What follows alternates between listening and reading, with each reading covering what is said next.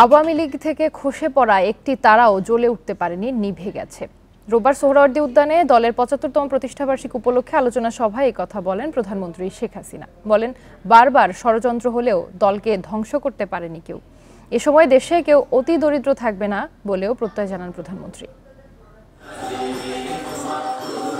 ৭৫ বছরের গৌরবময় পথচলায় আওয়ামী লীগের নেতৃত্বেই আসে বাংলাদেশের স্বাধীনতা সহ ঐতিহাসিক সব অর্জন।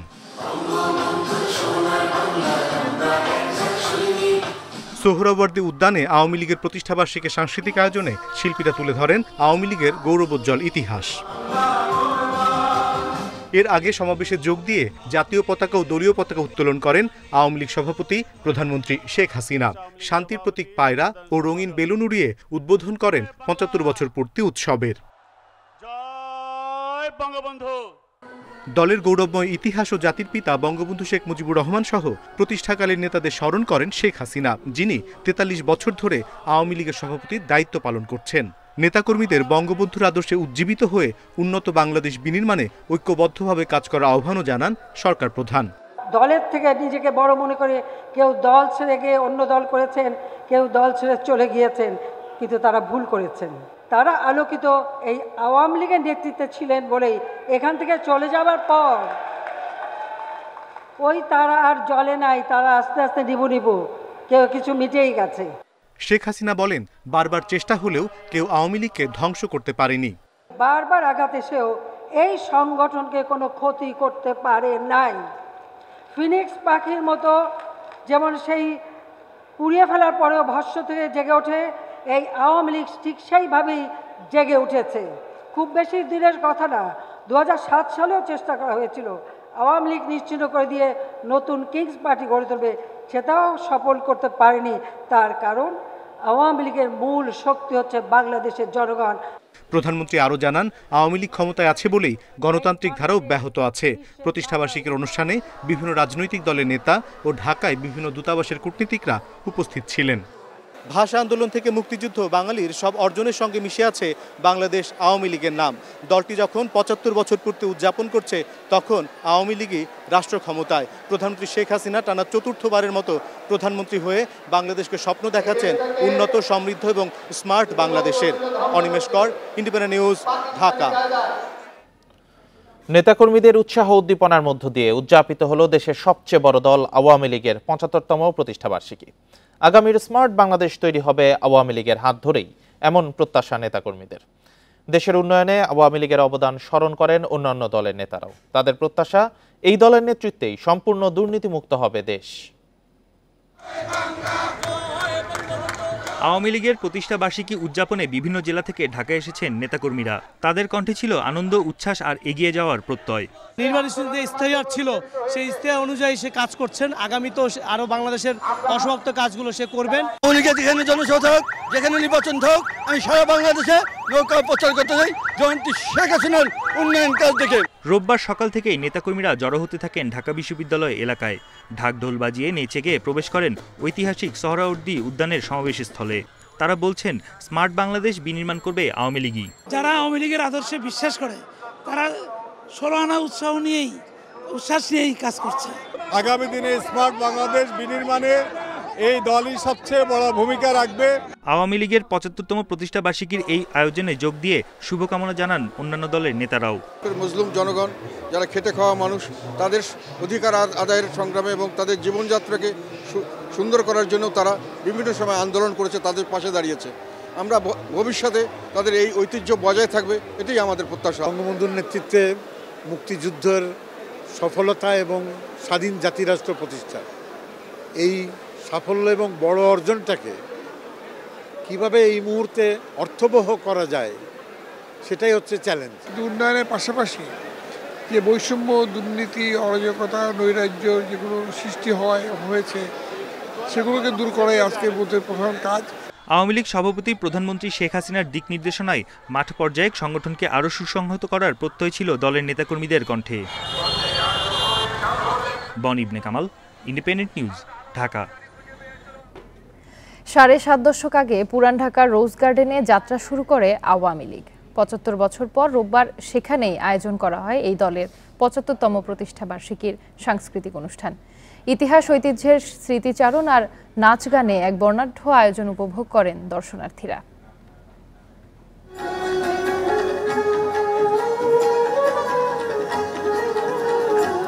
১৯৪৯ সালের ২৩শে জুন পুরান ঢাকার রোজ গার্ডেন থেকে যাত্রা শুরু করে পূর্ব পাকিস্তান আওয়ামী মুসলিম লীগ, যা আজকের ক্ষমতাসীন দল আওয়ামী লীগ।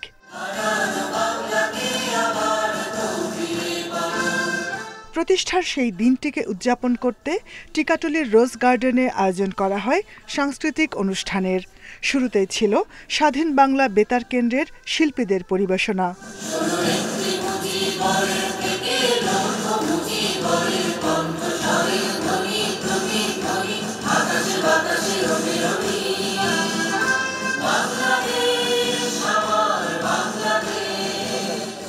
শামা রহমানের রবীন্দ্রসঙ্গীত উপভোগ করেন দর্শকরা। গানের পাশাপাশি নাচও মুগ্ধ করে সবাইকে।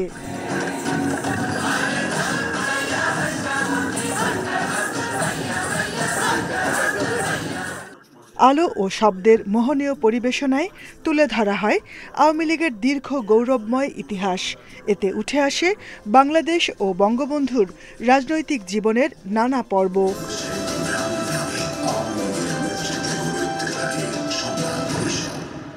আওয়ামী লীগের ৭৫তম প্রতিষ্ঠাবার্ষিকী উপলক্ষে নাচ, গান, আবৃত্তি সহ নানা পরিবেশনায় উৎসব মুখর পরিবেশ তৈরি হয় রোজ গার্ডেনে।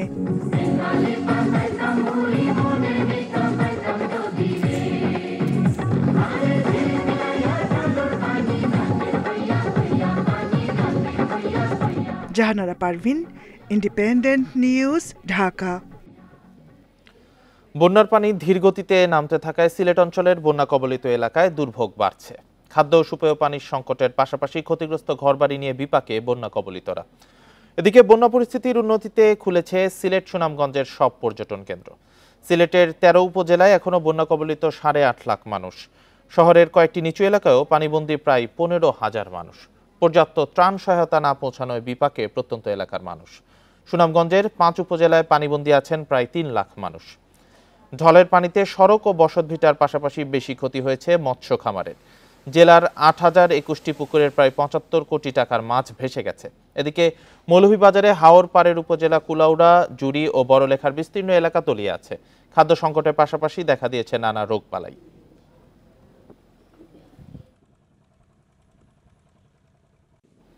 এ বিষয়ে আরো জানাতে সিলেট থেকে যুক্ত হচ্ছেন সহকর্মী রানা মজুমদার। রানা, ধীর গতিতে পানি নামছে, এত ধীর গতিতে পানি নামার কারণটা কি? বন্যার আসলে কতটুকু উন্নতি দেখছেন? আর ত্রাণ তৎপরতা নিয়ে জানতে চাই।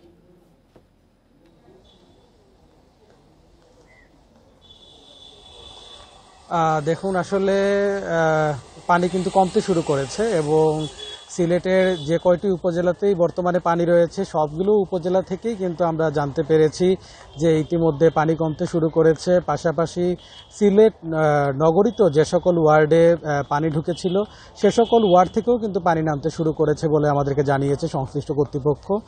পাশাপাশি তারা বলছেন যারা আশ্রয় কেন্দ্রে আশ্রয় নিয়েছিলেন সে সকল বাসিন্দারাও কিন্তু তারা তাদের বসত বাড়িতে ফিরতে শুরু করেছেন। এবং এই মুহূর্তে সবচেয়ে বড় যে চ্যালেঞ্জটি সেটি হয়েছে যে আসলে যে ধরনের রাস্তাঘাটের ক্ষয়ক্ষতি হয়েছে কিংবা মানুষের কৃষি কিংবা মৎস্য যে ধরনের ক্ষয়ক্ষতি হয়েছে সেগুলো পুষিয়ে নেওয়ার ক্ষেত্রে তারা চিন্তা করছেন যে আসলে কিভাবে সরকারি কিংবা স্থানীয় প্রশাসনের সহযোগিতা পাওয়া যাবে, সেই বিষয়টি নিয়েই মূলত এখন চ্যালেঞ্জ হয়ে দাঁড়িয়েছে। আর পাশাপাশি আরেকটি বিষয় আপনি যেটি বলছিলেন যে আসলে পানি ধীর গতিতে কমার কারণটা কি, এক্ষেত্রে মূলত পানি উন্নয়ন বোর্ড কিংবা সংশ্লিষ্ট কর্তৃপক্ষ যারা রয়েছেন তাদের সঙ্গে আমরা কথা বলেছিলাম। তারা যে বিষয়টি বলছেন যে পানি কিন্তু ধীর গতিতে কমছে, তবে পানি কিন্তু এখন পর্যন্ত সিলেট পয়েন্টে সুরমা নদীর পানি বিপদসীমার নিচ দিয়ে প্রবাহিত হচ্ছে, কিন্তু আরও বেশ কয়েকটি পয়েন্টে এই সুরমা নদীর পানি কিন্তু বিপদসীমার উপরে রয়ে গিয়েছে। পাশাপাশি কুশিয়ারা নদীর পানিও কিন্তু বেশ কয়েকটি পয়েন্টে বিপদসীমার উপর দিয়েই প্রবাহিত হচ্ছে। তো সব কিছু মিলিয়ে আসলে এই যে পানি পানি কমার গতিটা ধীরগতিতেই কমছে, তারা এই সব কারণেই উল্লেখ করেছেন। পাশাপাশি আরেকটি বিষয় উল্লেখ করতে চাই যে গত 24 ঘন্টায় সিলেটে কিন্তু একেবারেই বৃষ্টিপাত হয়নি, যেটি সিলেট আবহাওয়া অফিস থেকে জানানো হয়েছে। মাত্র 6 মিলিমিটার বৃষ্টিপাত কিন্তু গত 24 ঘন্টায় রেকর্ড করা হয়েছে। পাশাপাশি তারা বলছেন যে আগামী দিনগুলোতেও হয়তো বৃষ্টিপাতের পরিমাণটা একটু কমে যেতে পারে। এর বাইরেও আমরা দেখতে পেরেছি যে চেরাপুঞ্জিতেও কিন্তু বৃষ্টিপাতের পরিমাণটা কমে গিয়েছে, সেই কারণে উজান থেকে নেমে আসা ঢলের পরিমাণ কমে যাওয়া, পাশাপাশি বৃষ্টিপাতের পরিমাণ কমে যাওয়া, এসব কারণে মূলত সিলেটে এখন অনেকটাই পানিবন্দী মানুষের সংখ্যা কমতে শুরু করেছে। পাশাপাশি যারা বিভিন্ন আশ্রয় কেন্দ্রে আশ্রয় নিয়েছেন, সে সকল আশ্রয় কেন্দ্রে আশ্রয় নেওয়া মানুষদের জন্য কিন্তু প্রশাসন থেকে প্রতিদিনই আসলে ত্রাণ তৎপরতা চালানো হচ্ছে। তবে প্রত্যন্ত অঞ্চলে যে সকল আশ্রয় কেন্দ্র রয়েছে, সে সকল আশ্রয় কেন্দ্রে যারা অবস্থান করছেন তাদের একটু ত্রাণ পেতে কিন্তু ব্যাক পেতে হচ্ছে বলে আমরা তাদের কাছ থেকে অনেকটাই অভিযোগ পেয়েছি। পাশাপাশি আমরা উপজেলা প্রশাসনের সাথে কথা বলেছিলাম, জেলা প্রশাসনের সাথে কথা বলেছিলাম। তারা বলছেন এ সকল আশ্রয়কেন্দ্রে স্থান নেওয়া মানুষদেরকে বিশুদ্ধ খাবার পানি যাতে তাদের পায়, সেই ধরনের আসলে সেই ব্যবস্থাটি করা হচ্ছে। পাশাপাশি শুকনো খাবারের পাশাপাশি তারা রান্না করা খাবারও কিন্তু তারা দিয়ে যাচ্ছেন। এবং আপনি জানেন যে কিছুদিন আগে পানি সম্পদ মন্ত্রণালয়ের প্রতিমন্ত্রী কিন্তু এখানে এসেছেন এবং তিনি বলেছেন সিলেটের যে এই বন্যা মোকাবেলা করার ক্ষেত্রে কিন্তু সিলেটের নদ নদীগুলো ড্রেজিং করা হবে এবং তিনি জানিয়েছেন সুরমা সহ বিভিন্ন নদ নদী 20টি নদী কিন্তু ড্রেজিং করা হবে। তো সবকিছু মিলিয়ে বলা যায় যে সিলেটের বন্যা পরিস্থিতি এখন উন্নতির দিকে। সিলেট থেকে বন্যা পরিস্থিতি নিয়ে জানাচ্ছিলেন সহকর্মী রানা মজুমদার। আগামী 48 ঘন্টায় দেশের উত্তরাঞ্চলে কিছুটা বৃষ্টি বাড়বে বলে জানিয়েছে আবহাওয়া অধিদপ্তর। তবে এতে বন্যা পরিস্থিতি ও নদীর পানি বিপদসীমার ওপরে যাওয়ার শঙ্কা নেই বলছে বন্যা পূর্বাভাস ও সতর্কীকরণ কেন্দ্র। পূর্বাভাসে বলা হয় ব্রহ্মপুত্র যমুনা নদ নদীর পানি কমেছে, যা আগামী 24 ঘন্টা পর্যন্ত অব্যাহত থাকতে পারে। তবে গঙ্গা পদ্মা নদীর পানি বাড়ছে, যা আগামী 72 ঘন্টা পর্যন্ত অব্যাহত থাকার সম্ভাবনা রয়েছে। এছাড়া আবহাওয়া পূর্বাভাসে বলা হয়েছে চলতি মাসের 25 তারিখের পর সারা দেশেই বাড়বে বৃষ্টি। সেই সাথে দেশের কোথাও কোথাও ভারী বর্ষণের পূর্বাভাসও দিচ্ছে আবহাওয়া অফিস। বর্তমানে রাজশাহী, পাবনা, সিরাজগঞ্জ সহ দেশের পশ্চিমাঞ্চলে মৃদু তাপপ্রবাহ বয়ে যাচ্ছে, যা আরও অন্তত 2 দিন অব্যাহত থাকতে পারে। এখন যে প্রবণতাটা দেখা যাচ্ছে এটা এরকম 2 দিন চলবে। বৃষ্টিপাত ওই দেশের উত্তরাঞ্চলে কম বেশি থাকবে। তবে 25 তারিখের পর থেকে বৃষ্টিপাতের প্রবণতাটা সারা দেশে বৃদ্ধি পাবে। রাজধানীর এভারকেয়ার হাসপাতালে বিএনপি চেয়ারপারসন খালেদা জিয়ার হৃদযন্ত্রে রোববার স্থায়ী পেসমেকার বসানো হয়েছে। তাকে 72 ঘন্টার নিবিড় পর্যবেক্ষণে রাখা হয়েছে বলে জানান তার ব্যক্তিগত চিকিৎসক অধ্যাপক জাহিদ হোসেন। এতে তার শারীরিক অবস্থার কিছুটা উন্নতি হতে পারে বলে মনে করছেন চিকিৎসকরা। শুক্রবার মধ্যরাত থেকে এভারকেয়ার হাসপাতালের সিসিইউতে চিকিৎসাধীন বিএনপি চেয়ারপারসন খালেদা জিয়া। বেশ কিছু স্বাস্থ্য পরীক্ষা এবং কয়েক দফা বৈঠকের পর মেডিকেল বোর্ড খালেদা জিয়ার হার্টে পেসমেকার বসানোর সিদ্ধান্ত নেয়। চিকিৎসকরা আশা করছেন পেসমেকার বসানোর ফলে তার শারীরিক অবস্থার কিছুটা উন্নতি হতে পারে। প্রথম টেম্পোরারি পেসমেকার, পরবর্তীতে পার্মানেন্ট পেসমেকার লাগিয়ে আজকে এই মুহূর্তে উনি ক্রিটিক্যাল কেয়ার ইউনিটে চিকিৎসকদের সার্বিক তত্ত্বাবধানে নিবিড় পর্যবেক্ষণে রয়েছে। আগামী 24 ঘন্টা না গেলে কোনো অবস্থাতেই তার শারীরিক অবস্থা সম্পর্কে এই মুহূর্তেই কোনো ধরনের কমেন্ট করা খুবই বিব্রতকর হয়ে যেতে পারে। এদিকে বিএনপি চেয়ারপারসনের সুস্থতার জন্য দলের কেন্দ্রীয় কার্যালয়ে দোয়া অনুষ্ঠিত হয়।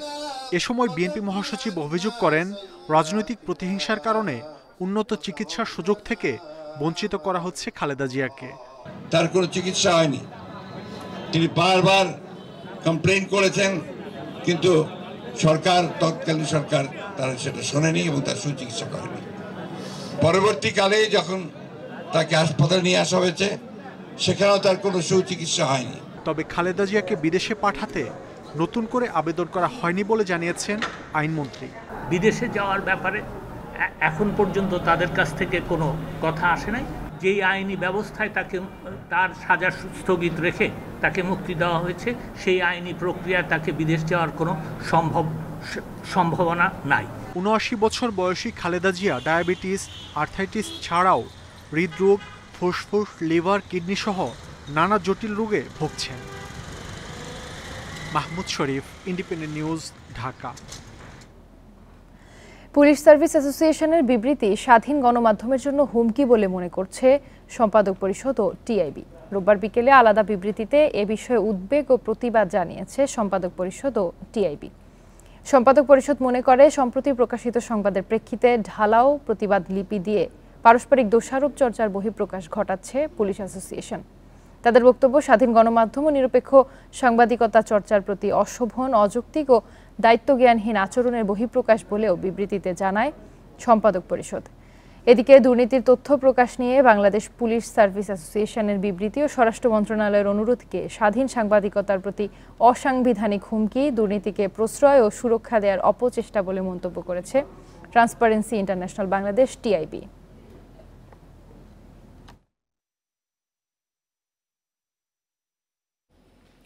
সময় চেয়েও দুদকে হাজির হননি সাবেক আইজিপি বেনজির আহমেদ। উল্টো আত্মপক্ষ সমর্থন করে গত বৃহস্পতিবার দুদকে চিঠি দিয়েছেন। এখন বেনজিরের বিরুদ্ধে আইনি ব্যবস্থা নেওয়া হবে বলে রোববার জানান দুদক সচিব খোরশেদা ইয়াসমিন। খতিয়ে দেখা হবে তার পাঠানো চিঠিটিও। তবে বেনজির আহমেদ দেশে না বিদেশে রয়েছেন তা জানায়নি দুদক।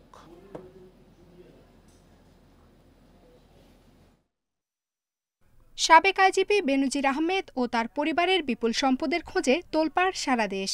পরে এক আইনজীবীর আবেদনের প্রেক্ষিতে তদন্ত শুরু করে দুদক।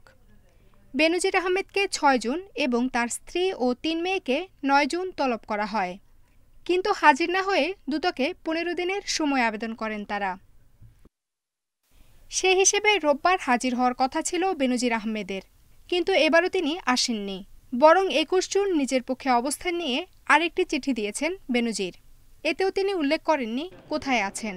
লিখিত বক্তব্য পাঠিয়েছেন সে তার আইনজীবীর মাধ্যমে। সেই বক্তব্যে অবশ্য আমাদের তারিখ বর্ধিতকরণের বিষয়ে কোনো কিছু লিখেননি। সেখানে মেইনলি তার এবং তার স্ত্রী কন্যাদের দুর্নীতির মাধ্যমে সম্পদ অর্জন করার সংক্রান্ত বিষয়ে তার অবস্থানটা আসলে বর্ণনা করেছেন। সোমবার দুদকে হাজির হওয়ার কথা বেনজিরের স্ত্রী ও ৩ মেয়ের। তারাও যে আসছেন না সেটি বেনজিরের চিঠিতে প্রায় স্পষ্ট। সময় দেওয়ার বিষয় এখন আর এখনো বিবেচ্য বিষয় নয়। এখন অনুসন্ধানকারী টিম যেই চিঠিটা পেয়েছেন বর্তমানে সেটার বিষয়ে তারা কার্যক্রম গ্রহণ করবে। দুদকের তলবে সাড়া না দেয়ায় আইন অনুযায়ী বেনজিরের বিরুদ্ধে মামলা হওয়া সময়ের ব্যাপার। জারি হতে পারে গ্রেপ্তারি পরোয়ানা। যদিও কেউ জানেন না বেনজির দেশে না বিদেশে রয়েছেন।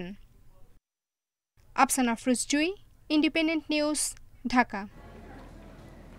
ছাগলকাণ্ডে আলোচিত এনবিআর কর্মকর্তা মতিউর রহমানকে পদ থেকে সরিয়ে দেওয়া হয়েছে। তাকে অভ্যন্তরীণ সম্পদ বিভাগে সংযুক্ত করে প্রজ্ঞাপন জারি করেছে অর্থ মন্ত্রণালয়ের অভ্যন্তরীণ সম্পদ বিভাগ।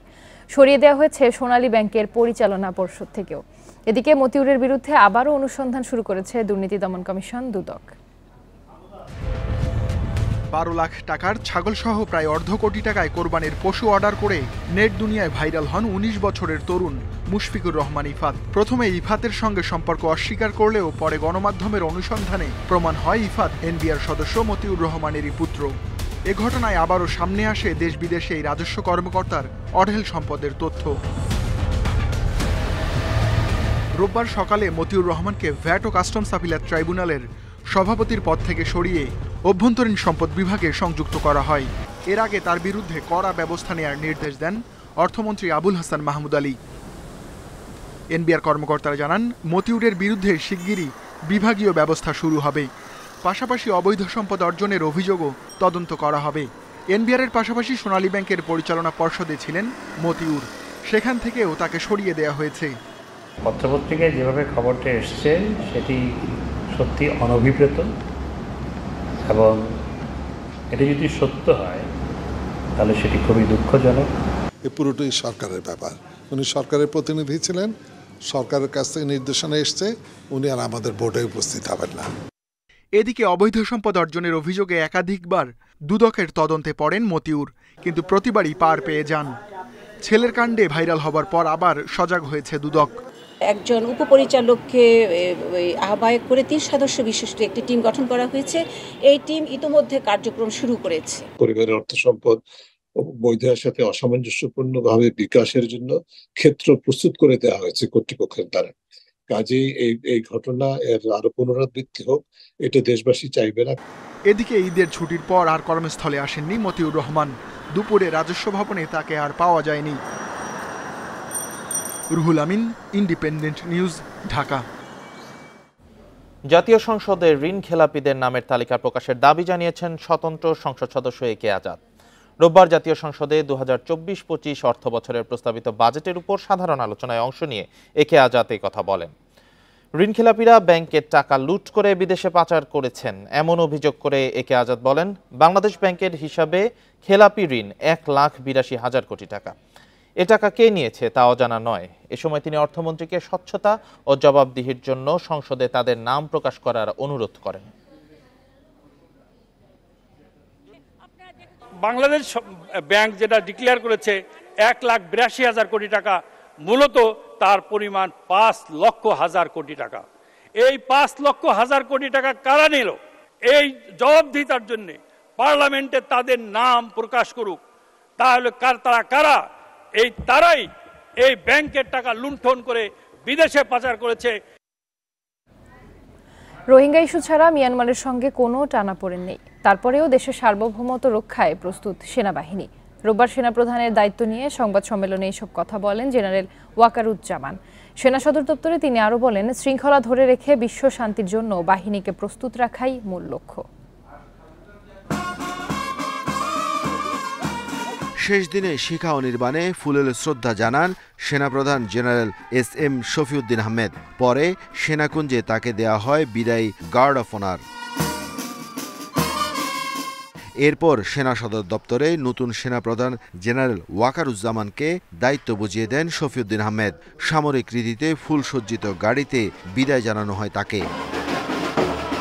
দায়িত্ব নিয়েই সাংবাদিকদের মুখোমুখি হন নতুন সেনাপ্রধান জেনারেল ওয়াকারুজ্জামান। এক প্রশ্নের জবাবে তিনি বলেন, দেশকে রক্ষায় যে কোনো পরিস্থিতি মোকাবেলায় প্রস্তুত সেনাবাহিনী। রোহিঙ্গা ইস্যু ছাড়া মিয়ানমারের সঙ্গে কোনো সংকট নেই বলেও জানান তিনি। আমাদের সেনাবাহিনী সব সময় এই প্রস্তুত আছে। নেভি আছে, নেভি তার পেট্রোলিং বাড়িয়েছে, সেখানে তারা ফ্রিগেট পাঠিয়ে সবসময় পেট্রোলিং করছে। বর্ডার গার্ডও প্রস্তুত আছে, যারা সেন্ট মার্টিনসে ডিপ্লয় থাকে সবসময়, এটা আগেও ছিল। বাট ইন ডুইং সো আমরা কোনো ধরনের প্রভোকেশন আমরা করি না। নতুন সেনাপ্রধান আরও বলেন, দেশ ও জাতি গঠন এবং বিশ্ব শান্তি রক্ষার জন্য কাজ করে যাবে সেনাবাহিনী। সুশৃঙ্খল রাখতে আমি কাজ করে যাব। ট্রেনিং আমরা সবসময় করছি, এই ট্রেনিংটা যেন জারি থাকে সেই দিকটা আমি দেখব। আমরা UN মিশনে চ্যালেঞ্জিং দায়িত্ব পালন করছি, এইটাও একটা চ্যালেঞ্জ এবং এটাকে সামনে নিয়ে যাওয়া এবং এটা জারি রাখা, সেই কাজগুলো আমি করব। যুদ্ধ ও ভবিষ্যতের জন্য সেনাবাহিনী সবসময় প্রস্তুত থাকবে বলে জানান নতুন সেনাপ্রধান। Arafatur Rahman, independent news, Dhaka. তীব্র গ্যাস সংকটে ব্যাহত হচ্ছে শিল্প কারখানার উৎপাদন। টেক্সটাইল মিলগুলোর উৎপাদন 70% পর্যন্ত কমে গেছে বলে দাবি শিল্প মালিকদের। তারা বলছেন, সময় মতো রপ্তানি করতে না পারায় বাতিল হচ্ছে ক্রয়াদেশ। যদিও পেট্রোবাংলা বলছে, LNG সংস্কার শেষে দ্রুতই কেটে যাবে গ্যাসের সংকট। শিল্প কারখানায় গ্যাস সংকট নতুন নয়, তবে বেশ কিছুদিন ধরে এ সংকট তীব্র হয়ে পড়েছে কারখানাগুলোতে। এতে ব্যাহত হচ্ছে শিল্পের উৎপাদন। শিল্প মালিকরা বলছেন, একদিকে পর্যাপ্ত বৈদেশিক মুদ্রা মিলছে না, অন্যদিকে গ্যাসের এমন সংকট চলতে থাকলে এ খাতে বড় ধরনের বিপর্যয় নেমে আসবে। পরিস্থিতির দ্রুত উত্তরণের অনুরোধ জানিয়ে সম্প্রতি পেট্রোবাংলার চেয়ারম্যানকে চিঠি দেয় বস্ত্রকল মালিকদের সংগঠন BTMA। আমরা গ্যাস সংকটের কারণে আমাদের উৎপাদন ব্যাহত হচ্ছে, এমনিতেই রপ্তানি আদেশ কম, এরপর যে রপ্তানি আদেশ আমাদের আছে সেটা আমরা সময় মতো রপ্তানি করতে পারছি না। আমরা এখন আমেরিকার মার্কেটে 19% মাইনাস পজিশনে রয়েছে, যেখানে ভিয়েতনাম এবং চায়না পজিটিভ গ্রোথ নিয়ে এগিয়ে যাচ্ছে। টেক্সটাইল, স্পিনিং এন্ড ডাইং এগুলো তিনটা শিফটে 24 ঘন্টায় চলে এবং এ থেকে উৎপাদন কোনো জায়গায় 50%, কোনো জায়গায় একেবারে 60-70% নেমে আসে। হিসেব বলছে দেশে প্রতিদিন গ্যাসের চাহিদা প্রায় ৩৭০০ মিলিয়ন ঘনফুট। চাহিদা অনুযায়ী ১,০০০ ঘনফুট গ্যাসের ঘাটতি রয়েছে। এই ঘাটতি মেটানো হয় এলএনজি দিয়ে। তবে ঘূর্ণিঝড় রিমালের কারণে দুটি ভাসমান এলএনজি টার্মিনালের একটি ক্ষতিগ্রস্ত হওয়ায় শিল্প কারখানায় গ্যাস সংকট বেড়েছে। যদিও পেট্রোবাংলার চেয়ারম্যান বলছেন আগামী মাসের মাঝামাঝি এই সংকট কমে আসবে। সামনের মাসের জন্য স্পট মার্কেট এলএনজি আমরা কেনা শুরু করে দিয়েছি, অলরেডি একটা কেনা হয়ে গেছে, আমরা এখন সেটিং করে আরো একটা কিনে ফেলবো আর কি, সামনে স্বাভাবিক থাকবে সব। জ্বালানির উচ্চ মূল্য দিয়েও কাঙ্ক্ষিত গ্যাস না পেয়ে ক্ষুব্ধ শিল্প মালিকরা। তাই শিল্প কারখানা টিকিয়ে রাখতে নিরবচ্ছিন্ন গ্যাস সরবরাহের দাবি তাদের। Shafil Alam Sujan, independent news, Dhaka. বিদ্যুৎ জ্বালানি খাতে দুর্নীতির কারণে ভোক্তাদের ব্যয় বাড়ছে বলে অভিযোগ করেছেন বিশ্লেষকেরা। রোববার রাজধানীতে বেসরকারি গবেষণা সংস্থা সিপিডি আয়োজিত আলোচনায় বক্তারা বলেন, সরকারের দ্বিমুখী নীতির কারণে ২০২৫ সালে বিদ্যুৎ উন্নয়ন বোর্ডের লোকসান হবে ১৮,০০০ কোটি টাকার বেশি। এতে বেড়ে যাবে বিদ্যুতের দামও। সারা দেশে ৩০,০০০ মেগাওয়াট বিদ্যুৎ উৎপাদনে নিজেদের সক্ষমতার কথা বলছে বিদ্যুৎ বিভাগ। একদিনে সর্বোচ্চ ১৬,৪৭৭ মেগাওয়াট বিদ্যুৎ উৎপাদনের রেকর্ডও রয়েছে দেশে। এমন বাস্তবতায় শিল্প কারখানায় নিরবচ্ছিন্ন বিদ্যুৎ না থাকায় উচ্চ মূল্যে বিকল্প জ্বালানিতে বেড়েছে উৎপাদন খরচ। সিপিডির আলোচনায় ব্যবসায়ীরা অভিযোগ করে বলেন, সরকারের এ খাতে স্বচ্ছতা ও জবাবদিহিতা না থাকায় ক্ষতির মুখে পড়েছেন তারা। আমাদের এখনো 7 থেকে 8 ঘন্টা অ্যাভারেজ ডিজেল চালাতে হচ্ছে। যেসব ক্যাপটিভ যেসব আমরা বিদ্যুৎ উৎপাদন করি, এটা আমাদের জন্য খুব ভেরি কস্ট ইফেক্টিভ হচ্ছে। আলোচনায় জ্বালানি বিশেষজ্ঞরা অভিযোগ করে বলেন, বিদ্যুৎ ও জ্বালানি খাতে একদিকে লুটপাট, অন্যদিকে মূল্য নির্ধারণে ভোক্তার মতামত না নেয়ায় এ বাজেট তাদের কাজে আসবে না। আমরা কনজিউমাররা বলেছি যে আকণ্ঠ নিমজ্জিত হয়ে আছে করাপশনে বিপিসি, তাকে বিআরসিতে তার মূল্যহার নির্ধারণের জন্য তাকে বাধ্য করার জন্য হাইকোর্টে মামলা আমরা করলাম, হাইকোর্ট প্রসিডিংয়ে গেল, তারপরে মূল্যহার নিয়ন্ত্রণ, মূল্যহার পরিবর্তন, আইন পরিবর্তন করে তাকে সুরক্ষা দেওয়া হলো তার করাপশন। রাষ্ট্র এভাবে কি একটা প্রতিষ্ঠানের করাপশনকে সুরক্ষা দিতে পারে? প্রাইসিং এর ক্ষেত্রে রেগুলেটরকে ফিরিয়ে আনতে হবে এবং পুরো ভালোভাবে রেগুলেটরকে শক্তিশালী করতে হবে, গবেষণার এলাকা থাকতে হবে রেগুলেটরের। সিপিডি বলছে, সরকার একদিকে বিদ্যুতে ভর্তুকি দিচ্ছে, অন্যদিকে দাম বাড়াচ্ছে। আবার বিপিসি বছরে লাভ করছে ৩,০০০ কোটি টাকার বেশি। এমন দ্বিমুখী নীতির ফলে ভোগান্তিতে গ্রাহকরা। ফুয়েল সাপ্লাই বাড়ানোর ক্ষেত্রে ডোমেস্টিক গ্যাস এক্সপ্লোরেশনের কোনো বিকল্প নেই এবং সেই জায়গায় এই বিদ্যুৎ খাতে গ্যাস খাতে বাজেট কমানো, ডেভেলপমেন্ট বাজেট কমানো, এটাও আমাদের কাছে বোধগম্য নয়।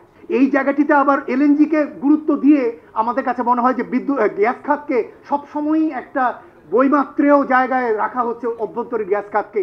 বিদ্যুৎ খাতের বিশেষ বিধান বাতিল করে একটি আধুনিক জ্বালানি নীতিমালা তৈরি করার তাগিদ দেন বক্তারা।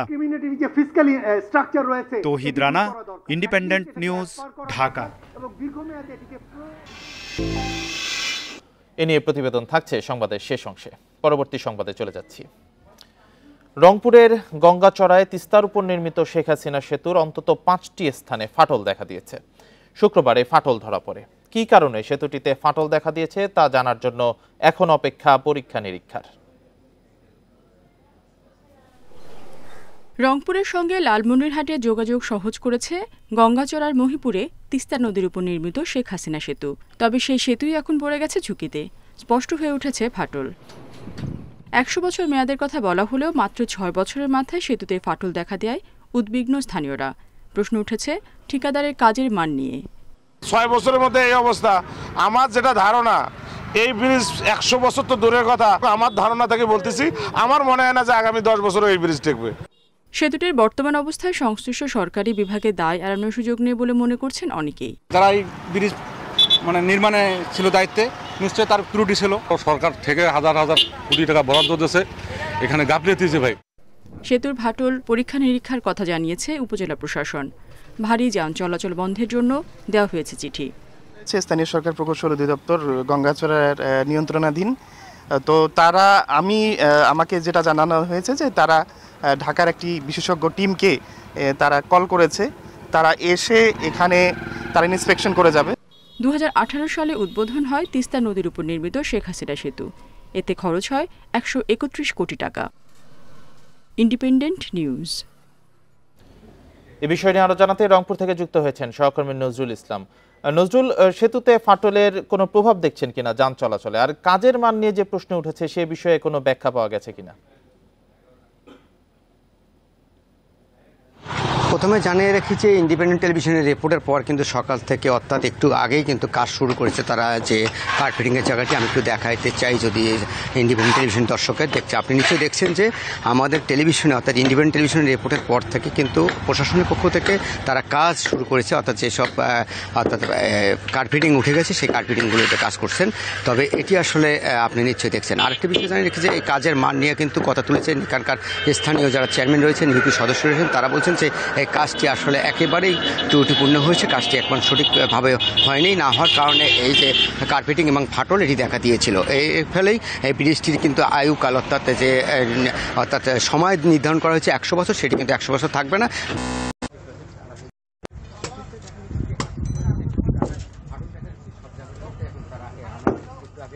জায়গাতে যেসব জায়গাতে কার্পেটিং উঠে গেছে ফাটল দেখা যাচ্ছে সেখানে তারা সংস্কারের কাজ করবেন। তবে এটি কিন্তু আসলে কয়েকদিন ধরে আমরা যখন রিপোর্ট করা শুরু করেছি এবং 4 দিনের পরে কিন্তু আজকে তারা এই কাজের অর্থাৎ কাজ শুরু করেছেন এবং এটি আসলে প্রশাসনের পক্ষ থেকে কাজ শুরু করা হয়েছে। আমরা একটু আগে কিন্তু জেলা প্রশাসনের কথা বলছি, জেলা প্রশাসন বলছে এখনই সেখানে কাজ করতে অর্থাৎ লোকজন যাবেন, সেক্ষেত্রে কিন্তু এই কাজ শুরু হয়ে গেছে অলরেডি, আপনি নিচে দেখছেন। তবে এক সাইড দিয়ে কিন্তু গাড়ি চলাচল করছে, তবে বাকি যে রাস্তাটি রয়েছে সেটি কিন্তু আমরা দেখেছি যে বেশি নিয়ে কিন্তু অর্থাৎ ছোট ছোট যানবাহন চলাচল করছে। এই ভিত্তিতে কিন্তু এই যাত্রার যারা স্থানীয় লোক রয়েছেন তারা বলছেন যে লালমনি থেকে রংপুরের যে যোগাযোগ বিচ্ছিন্ন হয়ে যাবে, যদি ভেঙে পড়ে কিংবা কোনো জায়গাতে আরো বড় ধরনের ফাটল দেখা যায় কিংবা জায়গার সাথে হেঁটে যায়, সেক্ষেত্রে কিন্তু তারা বলছেন যে যদি এই জিনিসটি নষ্ট হয়ে যায় অর্থাৎ 3 ঘন্টা সময় আরো বেশি লেগে যাবে, অর্থাৎ কাউনিয়া যে দিকটা ব্রিজ হয়েছে সেদিক দিয়ে কিন্তু সেই গাড়িগুলো চলাচল করতে হবে, অর্থাৎ এই রাস্তাতে ঘুরে যেতে হবে। সেক্ষেত্রে কিন্তু এই যে লালমনির সাথে ঢাকার এবং রংপুরের যে যোগাযোগ এটি বিচ্ছিন্ন হয়ে যাবে এবং বন্ধ হয়ে যাবে। সেক্ষেত্রে কিন্তু এই ব্রিজটি এখন যে কাজ শুরু করেছে, কাজটা শেষ হয়ে গেলে হয়তো বা আবারও যে বড় ভারী যানবাহন চলাচল সেটি চট্টগ্রামে 15 কিলোমিটার এলিভেটেড এক্সপ্রেসওয়েতে 15টি র্যাম্প বসানো হয়েছে। 15 কিলোমিটারে 15টি র্যাম্প বসানো নিয়ে প্রশ্ন তুলেছেন বিশেষজ্ঞরা। বলেন একটি পক্ষকে খুশি করতে এত র্যাম্প বসানো হয়েছে, এতে এলিভেটেড এক্সপ্রেসওয়ের গতি কমবে, যানজটে বাড়বে জনদুর্ভোগ। চট্টগ্রাম শহর থেকে যানজটবিহীন সহজে শাহ আমানত এয়ারপোর্টে যেতে মূলত নির্মাণ করা হয়েছে এলিভেটেড এক্সপ্রেসওয়ে। চট্টগ্রাম নগরীর লালখান বাজার থেকে পতেঙ্গা বঙ্গবন্ধু টানেল পর্যন্ত 15.2 কিলোমিটারের এক্সপ্রেসওয়েতে বসানো হচ্ছে 15টি র্যাম্প। বিশেষজ্ঞরা বলছেন এতে করে গতি কমবে এবং নামা ওঠার জায়গায় উপরে ও নিচে যানজট তৈরি হবে। ফলে এক্সপ্রেসওয়ের সুফল কতটা পাওয়া যাবে সেই প্রশ্ন থেকেই যায়। লেফট টার্নিং যে সমস্ত র্যাম্প আছে সেগুলো দেয়া যায়, রাইট টার্নিং যদি দেয়া হয় তাহলে এতে কিন্তু অ্যাক্সিডেন্টের পাশাপাশি ট্রাফিক জ্যাম বেশি হতে পারে। এলিভেটেড এক্সপ্রেসওয়েতে পতেঙ্গামুখী 8 ও লালখান বাজারমুখী 7টি র্যাম্পের মধ্যে 4টি দিয়ে উঠানামা করা যাবে। কোনো র্যাম্প কারো সুবিধার জন্য করা হচ্ছে কিনা সেটা অনুসন্ধান করার তাগিদ দিলেন বিশেষজ্ঞরা। যদি প্রভাবশালী চাপেও হয়ে থাকে তাহলে সেটা প্রথম দিকের ডিজাইনে রাখা উচিত ছিল। ডিজাইন একবার করার পর বারবার পরিবর্তন করলে কাজের বাধাও আসে, গতি কমে যায়, সবচেয়ে বড় কথা মানুষের যে সুফল সে সুফলটা সঠিক সময়ে পাওয়া যাবে না। তবে কর্তৃপক্ষ বলছেন তারা বিশেষজ্ঞ মতামত নিয়ে সর্বোচ্চ সুফল পেতেই 15টি র্যাম্প বসাচ্ছেন। অবশ্যই আমরা এটা হিসাব নিকাশ করে যথোপযুক্ত স্থানে আমরা র্যাম্পগুলো সেট আপ করেছি এবং র্যাম্পগুলো উঠানোর সময় যেন যানজট না হয়, উপরে ফ্লাইওভারে কিউ না হয়, সেই হিসাব করে লোকেশনগুলো আমরা চিহ্নিত করেছি। এলিভেটেড এক্সপ্রেসওয়ের মূল কাজ শেষ হলেও র্যাম্প বসানোর কাজ চলছে। যান চলাচলের জন্য উন্মুক্ত করে দেওয়ার কয়েকবার সময় নির্ধারণ করেও সেটা সম্ভব হয়নি। আলমগীর সবুজ, ইন্ডিপেন্ডেন্ট নিউজ, চট্টগ্রাম। ময়মনসিংহের নান্দাইলে বাদীপক্ষের হামলা ও হুমকির জেরে 2 মাস ধরে বাড়ি ফিরতে পারছেন না হত্যা মামলার জামিন পাওয়া আসামিরা। বাড়িঘরে হামলা, ভাঙচুর ও লুটপাটের ঘটনায় নিহতের স্বজনদের বিরুদ্ধে 2টি মামলা করেছেন তারা। এসব পাল্টাপাল্টি মামলায় উত্তপ্ত গ্রামের পরিবেশ, অনিশ্চয়তায় শতাধিক পরিবার। পূর্ববিরোধের জেরে গত 21 এপ্রিল হত্যার শিকার হন বনাটি গাঙ্গাইলপাড়া গ্রামের রানা মিয়া। ঘটনার পর হত্যায় জড়িত সন্দেহে প্রতিপক্ষের প্রায় অর্ধশতাধিক ঘরবাড়ি ভাঙচুর ও গবাদি পশু সহ দামি মালামাল লুট করে নিহতের পক্ষ। গত 2 মাসেও স্বাভাবিক হয়নি পরিস্থিতি। হত্যার পর 19 জনের নাম সহ অজ্ঞাত আরও 5 থেকে 6 জনের বিরুদ্ধে মামলা হলে গ্রেপ্তার হয় অনেকে। এদিকে বাড়ি পুরুষশূন্য হওয়ার সুযোগে দফায় দফায় ভাঙচুর, লুটপাটের ঘটনা ঘটেছে। টাকার মতো কিনো কিছু নাই, আমরা যে থাকবো সন্তান নিয়ে, আমি বাড়ি ছাড়া ঘর, টিভি, টাকা পয়সা, স্বর্ণ, গরু বাছুর উচির ধরে, চাল ডাল উচির ধরে সব নিয়ে গেছে। এই ঘটনাটা হয়েছে আজ 2 মাস। এখন পর্যন্ত তারা প্রতিনিয়তই তারা টিন বাড়ি ঘরে যা আছে বর্তমানে তাও নিয়ে যাইতেছে। আপনজন হারানোর ক্ষোভ থেকে প্রতিপক্ষের বাড়িঘর ভাঙচুরের কথা স্বীকার করেছে নিহত রানার স্বজনরা।